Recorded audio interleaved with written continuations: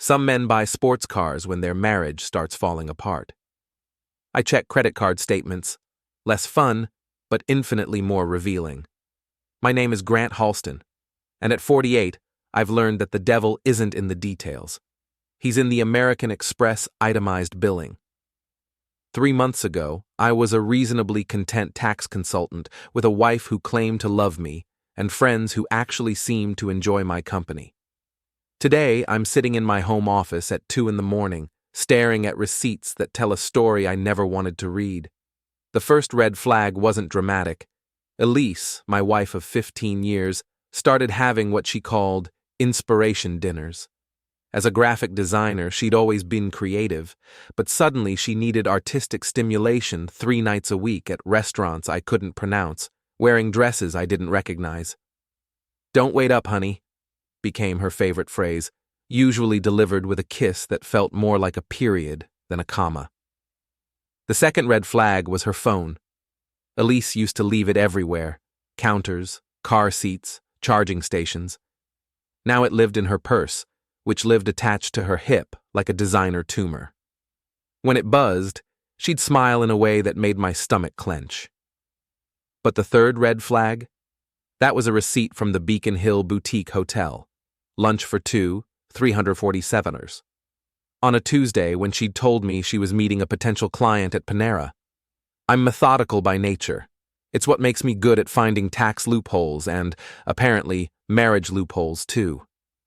I started documenting everything: receipts, locations, timestamps. What I found was a pattern more predictable than tax season. Every Tuesday and Friday, Elise would disappear for 4 to 6 hours. Her location services, which she'd forgotten she'd shared with me years ago, showed her at upscale lounges, private dining rooms, and twice at that boutique hotel. But here's the kicker: she wasn't alone. Cory Lane's location dot was always right next to hers. Cory Lane, Elise's old college friend, who'd recently moved back to Boston after his private equity firm opened a new office. Married to Alicia, a woman who could intimidate a loan shark, and supposedly happily settled in Brookline with his perfect life and his perfect lawn. I'd met Cory exactly 3 times. Each encounter left me feeling like I'd been evaluated and found wanting. He had that private school confidence that money can't buy, but inherited wealth can lease indefinitely. The kind of guy who wore boat shoes in winter and somehow made it look intentional. "Grant's in taxes," Elise would say when introducing me, the same way someone might say, "Grant has herpes." Cory would nod politely and immediately start talking about wine or his latest vacation to somewhere I'd need a passport to pronounce. Meanwhile, I'd stand there in my off-the-rack suit, calculating how much his watch cost versus my monthly mortgage payment.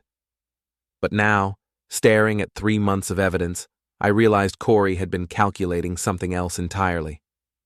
My phone buzzed. A text from Miriam, my assistant, sent at 1:47 a.m. "Can't sleep either? This is awkward, but we should talk. Coffee tomorrow?" Miriam knew.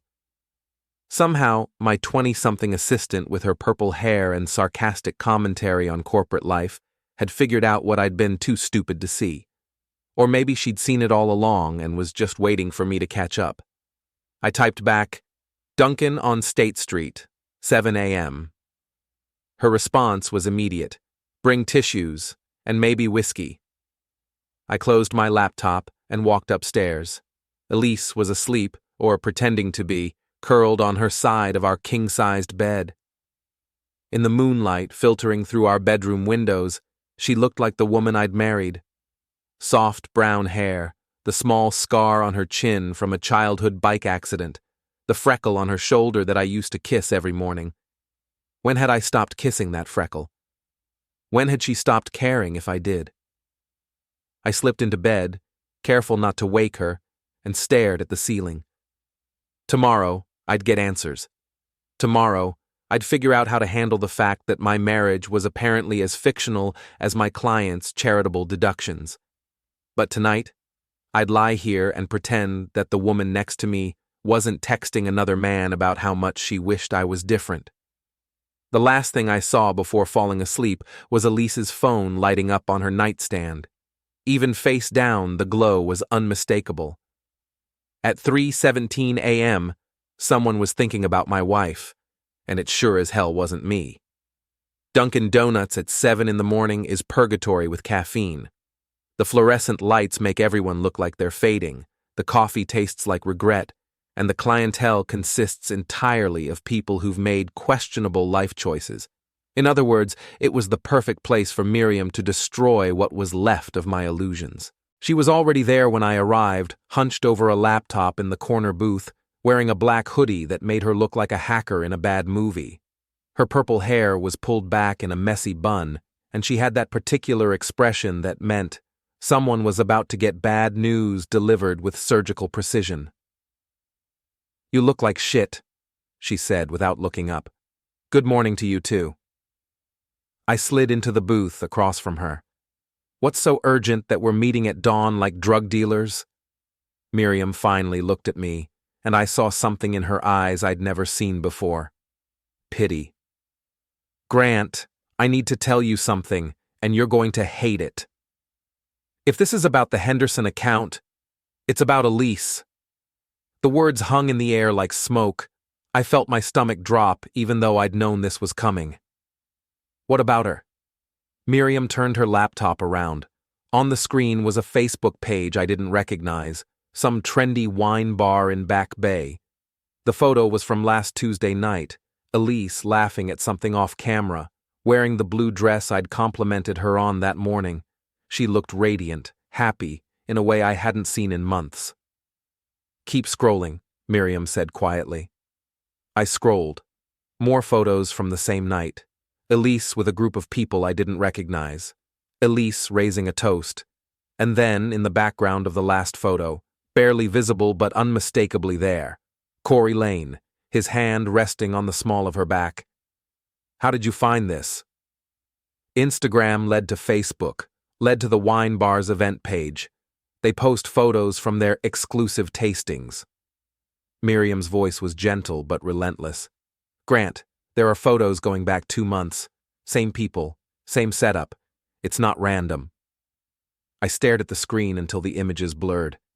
Maybe it's innocent. Maybe there's more. She opened another tab.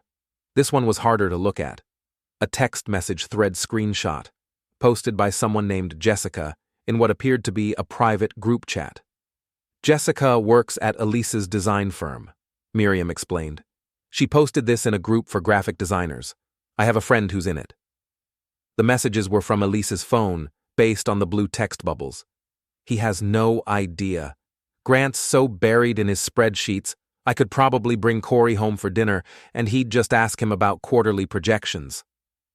God, I forgot what it felt like to be wanted. Actually wanted, you know?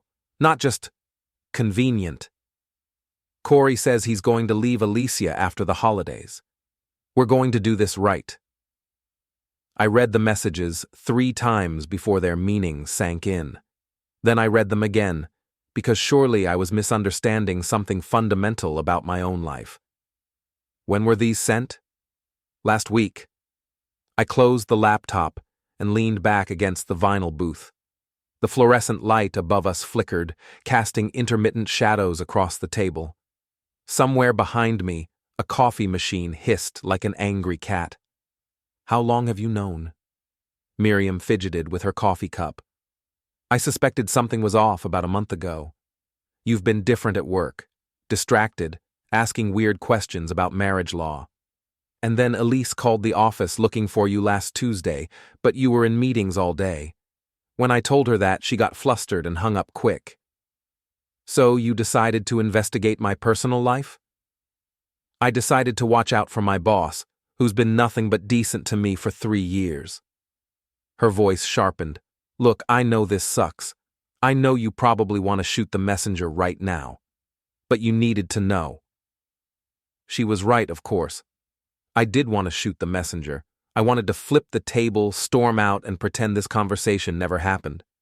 Instead, I sat there like a reasonable adult and processed the fact that my marriage was apparently a joke everyone was in on except me. What do you think I should do? Honestly, I think you should talk to Terry. Terry Morrison, my best friend since college and the best divorce attorney in Boston. The irony wasn't lost on me. I'm not ready for that yet. Then what are you ready for? Good question. What was I ready for? Confrontation? Denial? A dramatic showdown in a public place? Actually, that last one had possibilities. I need more information first, I said finally. If I'm going to blow up my life, I want to make sure I'm doing it right. Miriam smiled for the first time that morning. Now you're talking. What do you need? Everything. Names, places, times, photos. If Elise wants to play games, let's make sure I know all the rules. What about Cory's wife? Alicia? I thought about that. Alicia Lane was formidable. Old money, sharp tongue, and the kind of woman who could destroy your social standing with a well-placed comment at the country club. If she found out about her husband's extracurricular activities. Let me think about that. One nuclear option at a time. We spent the next hour going through everything Miriam had found. Photos, social media posts, restaurant check-ins, even a Yelp review Elise had left for that boutique hotel. Discreet, romantic, perfect for special occasions. By the time we finished, I had enough evidence to end my marriage and possibly Cory's. The question was, did I want to end it or did I want to win it? Grant? Miriam was packing up her laptop. For what it's worth, she's an idiot. You're a good guy. You deserve better than this. Thanks. That means more than you know. So what's the plan? I thought about Elise, probably still asleep in our bed, dreaming about her new life with Cory. I thought about Cory, smug and satisfied, thinking he'd outsmarted the boring tax guy. I thought about all the friends who probably knew and said nothing, all the dinners where I'd been the unwitting entertainment. The plan, I said, is to remind everyone why you shouldn't underestimate the boring tax guy. Miriam grinned. This is going to be fun. As I walked to my car, my phone buzzed with a text from Elise. Working late again tonight. Don't wait up. Love you. I stared at the message for a long moment, then typed back, Love you too. Have fun at your inspiration dinner. The irony was, I actually meant it. I hoped she had a wonderful time, because it was going to be her last one. The thing about being a tax consultant is that you develop certain skills, attention to detail, pattern recognition, the ability to find things people don't want found.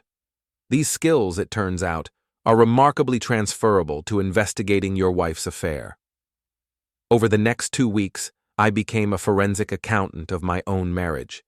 Every receipt, every credit card charge, every suspicious late night got cataloged and cross-referenced. What emerged was a picture so clear it could have been painted by numbers. Elise wasn't just having an affair, she was having a whole second life. The boutique hotel visits weren't random. They happened every other Tuesday, always from 2 p.m. to 5 p.m., always charged to her business credit card as client meetings. The expensive dinners at trendy restaurants were carefully scheduled around my work travel. Even her new wardrobe had a pattern. Everything purchased on days when I was tied up in meetings or out of town. But the most damning evidence came from an unexpected source, our shared cloud storage. Elise had been backing up her photos automatically for years, never thinking to change the settings. Hidden among thousands of design work images and random snapshots were photos she'd never intended me to see. Cory at what looked like a private wine tasting, his arm around her waist. Elise in lingerie I'd never seen, taking a mirror selfie in what was definitely not our bedroom. The two of them in a restaurant I recognized from her client dinner receipts, looking at each other like teenagers in love. The final photo was the worst. Cory and Elise in bed together, her head on his chest, both of them asleep. It was intimate in a way that made my chest tight. This wasn't just closeness. This was a relationship. I printed everything and organized it in a folder that grew thicker by the day. Bank statements showing charges at romantic restaurants, phone records showing hour-long calls to Cory's number, even her fitness tracker data, which revealed she was spending significantly more time in Brookline, where Cory lived, than she'd ever mentioned. But I didn't just investigate Elise, I investigated Cory too. Thanks to Miriam's social media stalking skills and my own professional network, I learned that Cory Lane wasn't quite the golden boy he appeared to be. His private equity firm was struggling. He'd been passed over for partner twice in the last 3 years. And most interesting of all, he had a reputation for sleeping with clients' wives. My wife wasn't his first rodeo. "He's a serial cheater," Miriam reported during one of our morning coffee meetings, which had become a regular thing. I found 3 different women on social media who have photos with him from the last 5 years. All married, all deleted the photos eventually. Does Alicia know? Hard to say. She keeps a low profile online, but I did find something interesting. She showed me her phone. Property records show she bought their house. It's in her name only. Same with the cars, the boat, even his country club membership. Cory's broke, Grant. He's living off his wife's money. This information changed everything. Cory wasn't just stealing my wife. He was using her as an escape route from his own failed marriage and career. Elise thought she was trading up, but she was actually being played by a professional. The question was, what was I going to do about it? That answer came during what should have been a routine dinner with our couple friends Jake and Monica. We'd been meeting monthly for years, usually at their place in Cambridge, usually involving too much wine and Jake's terrible attempts at gourmet cooking. But this time was different. This time, I could see the pity in their eyes. "So," Monica said carefully, refilling my wine glass for the 3rd time, "how are things with you and Elise?" "Fine," I said automatically. "Why?" Jake and Monica exchanged a look that made my stomach clench. They knew. Of course they knew. "Grant," Jake said slowly, "we care about you. You know that, right?" "Just say it." Monica took a deep breath. "We've seen Elise around town. With someone who isn't you." "How long have you known?" "About 2 months," Jake admitted. "We weren't sure how to bring it up. We kept hoping it would just end." I nodded, surprisingly calm. "Anyone else know?" Another look between them. "Most of our friend group has figured it out. Sarah saw them at that new place in the North End. Tom's wife spotted them at some art gallery opening. And nobody thought to tell me?" "We didn't know what to say," Monica said quietly. "We didn't want to be the ones to hurt you." I laughed, actually laughed. "So instead, you all just watched, like I was some kind of entertainment?" "It wasn't like that." "What was it like then? Did you have a group chat about it? Poor Grant, so clueless. Did you take bets on how long it would take me to figure it out?" "Grant, please." I stood up, suddenly furious, not just at Elise and Cory, but at all of them, at every friend who'd known and said nothing, at every dinner party where I'd been the unwitting punchline. "You know what the funny thing is?" I said, grabbing my jacket. "I actually respected you guys. I thought we were friends, real friends, the kind who look out for each other." "We are friends," Jake protested. "No," I said, heading for the door. "Friends don't let friends get humiliated in public for months while they watch from the sidelines. Friends tell the truth even when it hurts." I left them sitting there, probably already composing the group text about how badly I'd handled the news. But I didn't care anymore. Let them talk. Let them all talk. Because I was done being the victim in this story. It was time to become the author. The plan came to me during my morning shower, which is where all my best ideas happen. Something about hot water and steam clears my head, helps me see patterns I've been missing. The pattern I'd been missing was this. Everyone in my life had been treating me like a victim.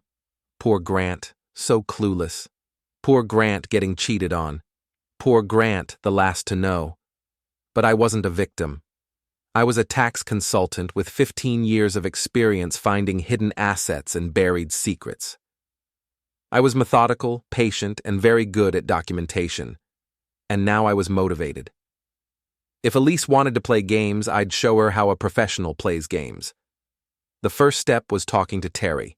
Not about divorce, not yet, but about strategy. You want to do what? Terry leaned back in his leather chair, eyebrows raised. His law office overlooked Boston Harbor, and through the floor-to-ceiling windows, I could see tourists taking selfies on the waterfront. I want to confront them, both of them, in public. Grant, that's brilliant? I know. Terry rubbed his temples. We'd known each other since college, and he'd seen me make exactly 3 impulsive decisions in 25 years. This would be number 4. Explain to me how public humiliation helps your case. It doesn't help my case. It helps my sanity. I pulled out my phone and showed him the folder of evidence I'd compiled. Look at this, Terry. 3 months of documented lies. Hotel receipts, restaurant charges, photos, text messages. She's not just cheating, she's flaunting it. Terry scrolled through the images, his expression growing darker. Jesus, Grant.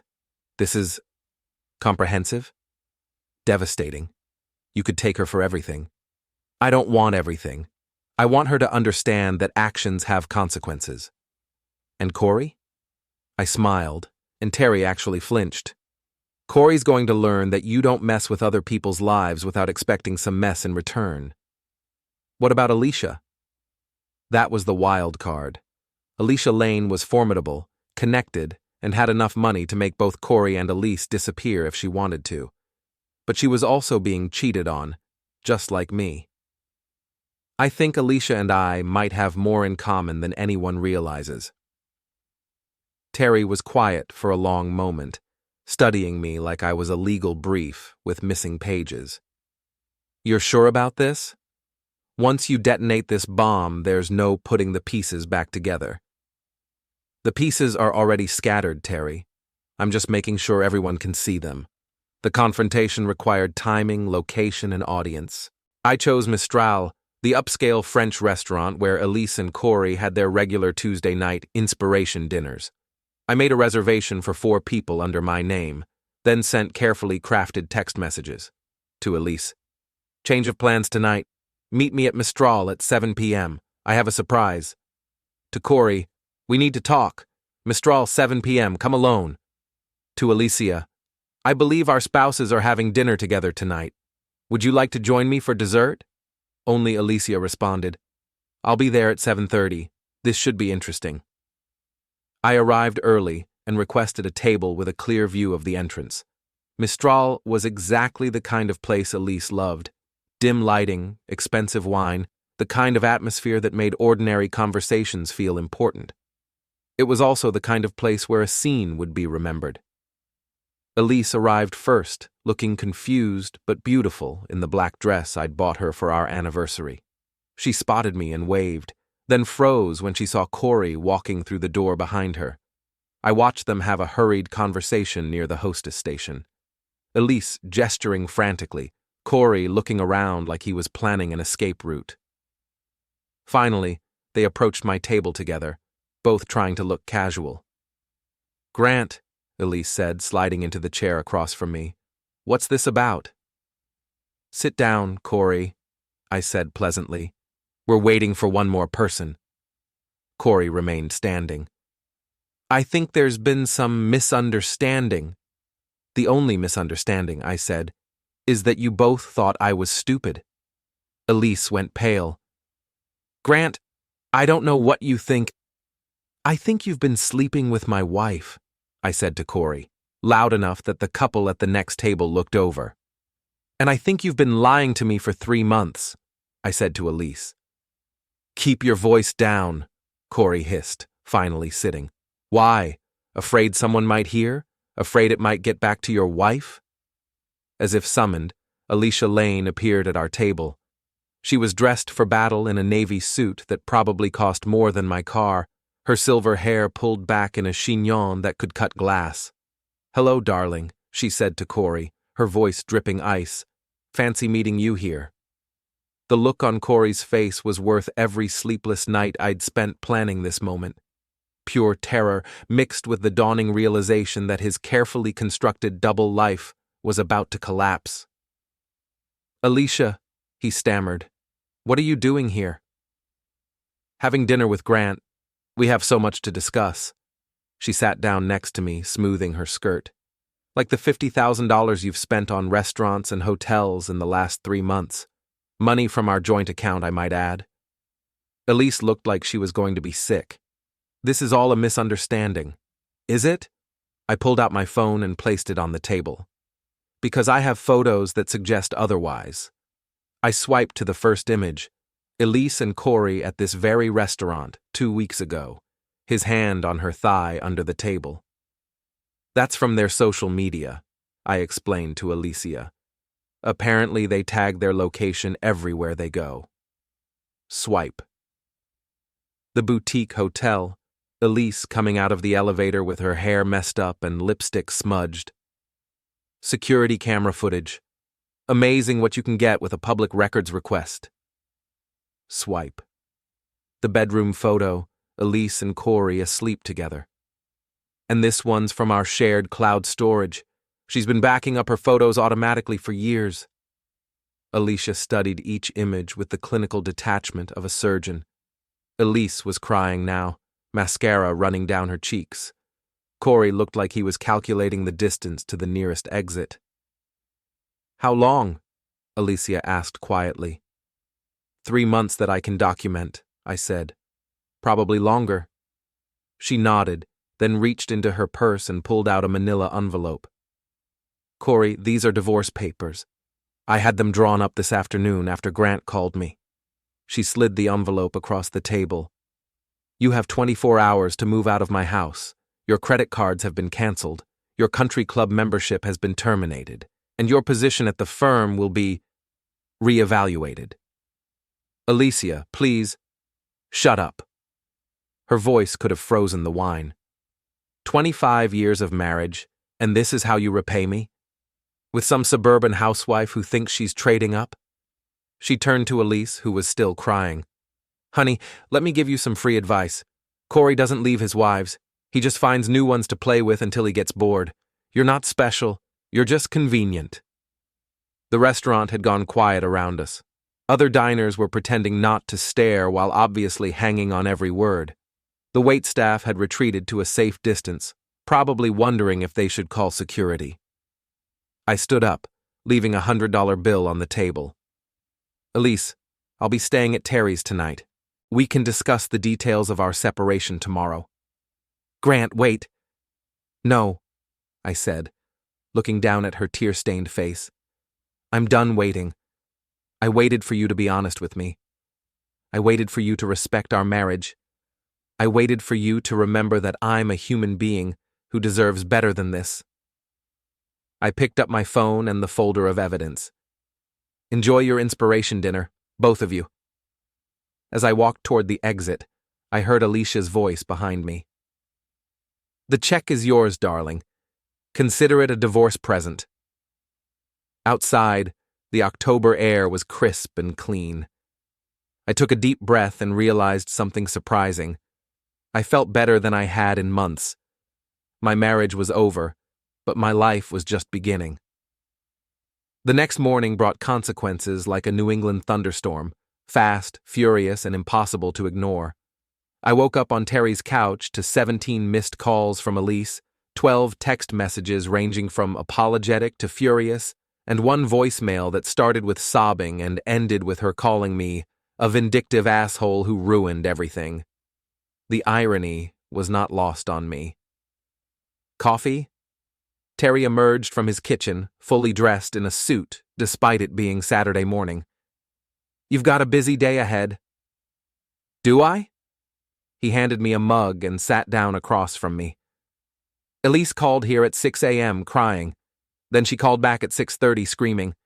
Then Alicia called to thank you for handling things with such precision." Her words. "What about Cory?" Radio silence. But according to Alicia, he spent the night in his car in their driveway, then left this morning with 2 suitcases. I sipped my coffee and tried to process the fact that I destroyed 2 marriages in one evening. The weird thing was, I didn't feel guilty. I felt efficient. Grant, Terry said carefully, we need to talk about next steps. Elise is going to want to fight this. She's scared, she's angry, and she's got nothing left to lose. What can she fight? I have documentation of everything. She can make your life hell while the divorce processes. She can contest the prenup, claim emotional distress, drag this out for years. He leaned forward. Or she can make this easy and quick. The question is, what do you want? What did I want? 3 days ago, I would have said, I wanted my marriage back. I wanted my wife to love me again, wanted my friends to respect me, wanted my life to make sense.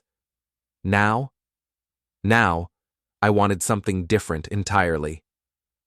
I want her to understand that actions have consequences. I want Cory to learn that you can't just take what belongs to other people. And I want everyone who knew about this and said nothing to realize they chose the wrong side. Terry nodded slowly. Okay, then we go nuclear. The first salvo came that afternoon. Terry filed divorce papers citing adultery with a complete financial disclosure that would become public record. Every hotel charge, every expensive dinner, every piece of jewelry Cory had bought her, all of it laid out in legal black and white. The second salvo was more personal. I'd spent years building relationships in Boston's business community. Tax consulting is a small world, and everyone knows everyone. A few carefully placed phone calls to mutual contacts, along with some strategic forwarding of public social media posts, ensured that Elise and Cory's affair became the week's hottest gossip. But the third salvo was pure inspiration. You did what? Miriam stared at me across my office desk, her purple hair practically standing on end. I bought a billboard. A billboard, like an actual billboard, on the highway. Route 93, southbound, just before the Brookline exit. I pulled up the design on my laptop. Simple, elegant, effective. The billboard was black with white text, designed like a movie poster. Inspiration Dinner, the Elise Halston story, featuring Cory Lane, now showing at divorce court. Below that, in smaller text, some stories have unhappy endings. Miriam was quiet for a long moment. Then she started laughing. Grant, this is either genius or insane. Why not both? The billboard went live on Wednesday morning. By Wednesday afternoon, my phone was ringing nonstop. Elise called 17 times before I finally answered. Are you out of your mind? She screamed, not bothering with hello. I don't think so. Why? The billboard, Grant. There's a goddamn billboard with my name on it. Oh, that? Yeah, I thought you'd like it. You always said you wanted to be famous. Take it down, right now. Can't do that. I signed a month-long contract, non-refundable. The silence on the other end was so complete I thought she'd hung up. Then, I hate you. I know, but here's the thing, Elise. I don't care anymore. I hung up and immediately got a call from Terry. A billboard? Really? You said go nuclear. I meant legally nuclear, not literally putting her name in lights. Too late now. Besides, I think it's working. It was working. By Thursday, the story had spread beyond our immediate social circle. Someone had taken a photo of the billboard and posted it on social media, where it went viral among Boston locals. Inspiration Dinner started trending on Twitter, with people sharing their own cheating spouse stories. Elise's design business, already struggling after her biggest client dropped her, effectively collapsed overnight. Nobody wanted to work with the woman from the billboard.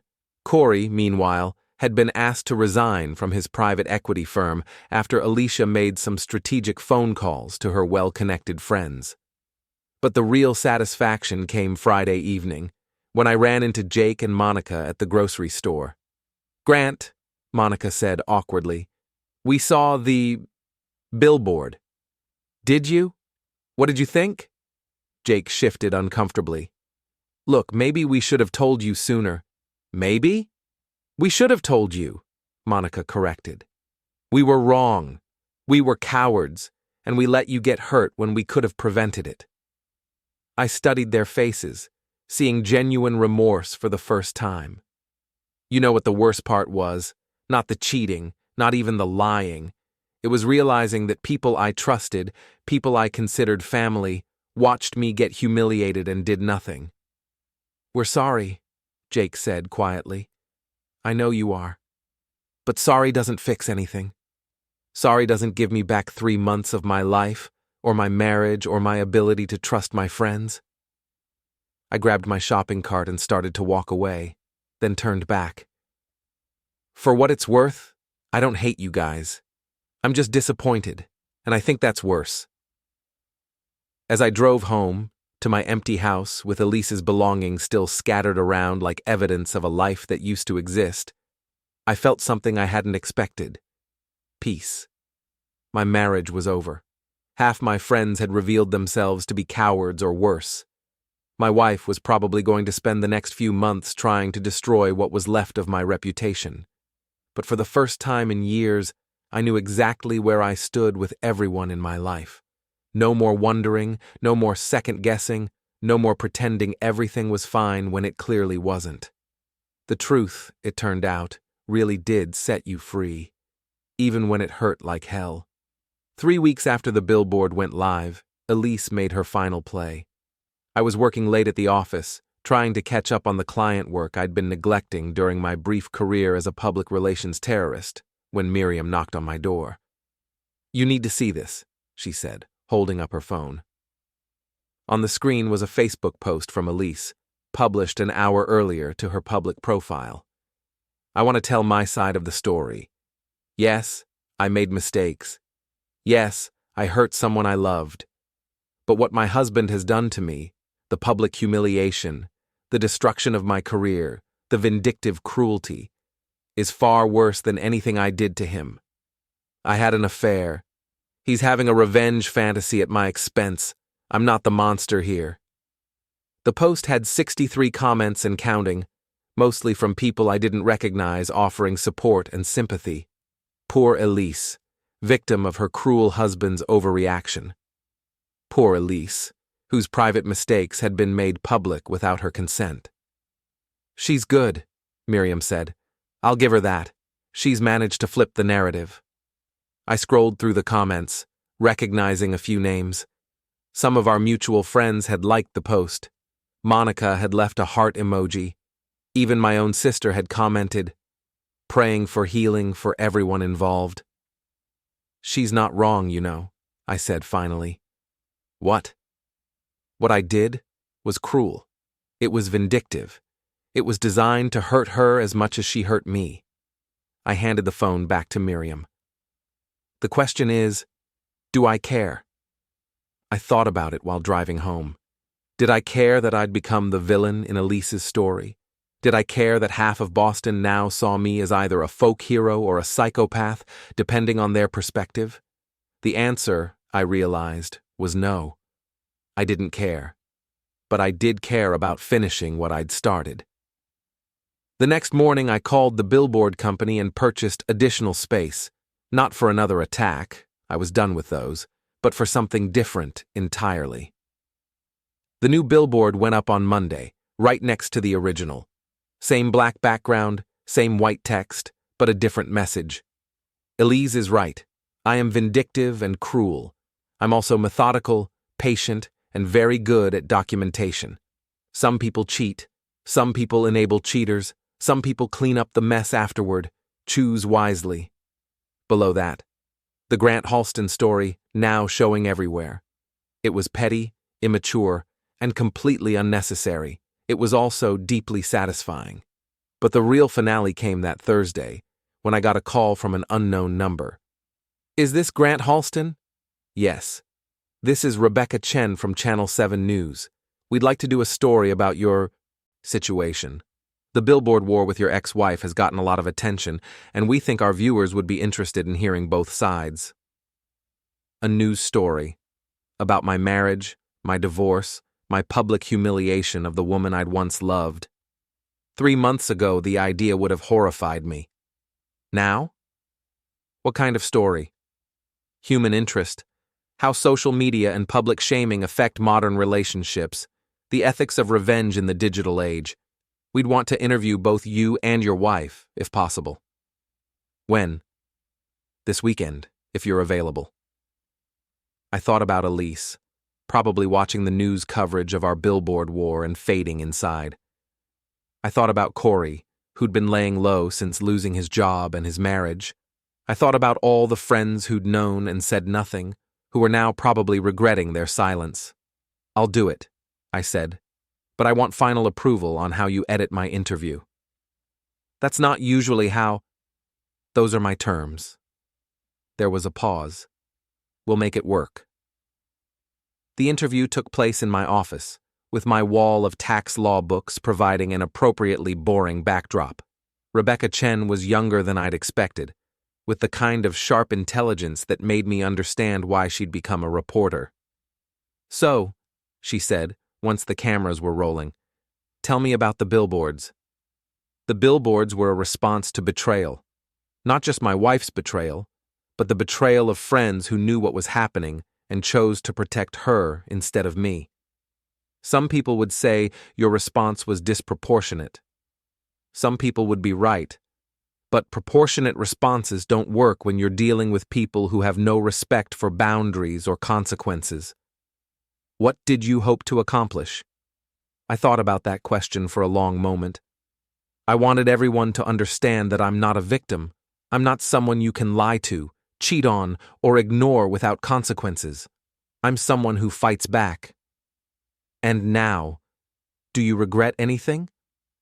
I regret that it was necessary. I regret that my marriage ended. I regret that people I trusted turned out to be untrustworthy. I looked directly into the camera. But I don't regret defending myself. And I don't regret making sure everyone knows exactly what happened. The story aired the following Tuesday. Elise had refused to be interviewed, which the reporter mentioned several times. The piece was largely sympathetic to my position, focusing on the betrayal aspect and the complicity of friends who'd stayed silent. But the real victory came in the comments section of the station's website, where hundreds of people shared their own stories of infidelity and betrayal. I wasn't alone. I wasn't crazy. I was just someone who'd decided to fight back instead of suffering in silence. That night, I took down both billboards. Not because I regretted them, but because I was done. The story had been told, the consequences had been delivered, and everyone involved had learned what they needed to learn. Elise had learned that actions have consequences. Cory had learned that you can't steal other people's lives without losing your own. My friends had learned that loyalty matters, and silence in the face of betrayal is its own form of betrayal. And I had learned that I was stronger than I'd ever imagined. 6 months later, the divorce was finalized. Elise got half of our assets, as required by law, but she also got a reputation that would follow her for years. Cory moved to another state, reportedly working as a car salesman. Alicia sent me a Christmas card with a note. Thank you for having the courage I lacked. I kept the card on my refrigerator next to a photo of the billboard that had started it all. Some stories, I'd learned, do have happy endings. They just don't always look the way you expect them to.